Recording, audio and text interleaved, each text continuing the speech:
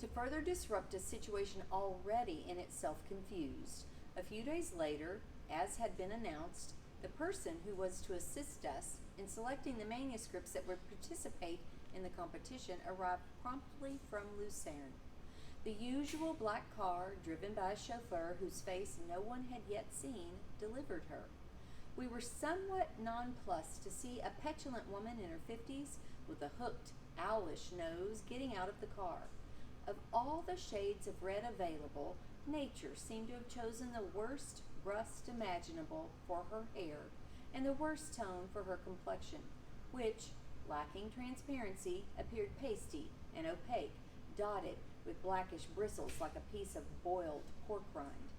Dr. Fuchs introduced her as a close colleague, the editor, the individual who was able to decree the life or death of an unpublished novel. A cordial antipathy instantly arose between the two of us. To begin with, she started criticizing my work, accusing me of having formed too hasty and superficial a judgment on several manuscripts which, in her opinion, deserved greater consideration. Consequently, most of the writings that I had dismissed with the words negative, impractical, or less than mediocre were returned to my desk so that I might reformulate my assessment, which I refused to do, sending them back to her with one word: reconfirmed, reconfirmed, reconfirmed.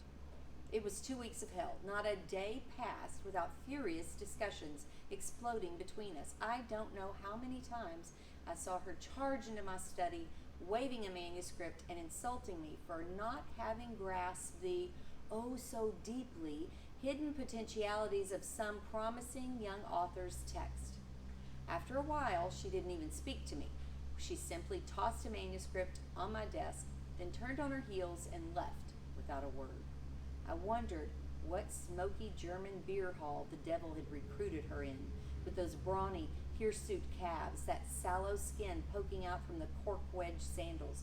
I imagined her capable of carrying a dozen or so liter mugs of beer, though substantially incapable of being moved by the beauty of a verse.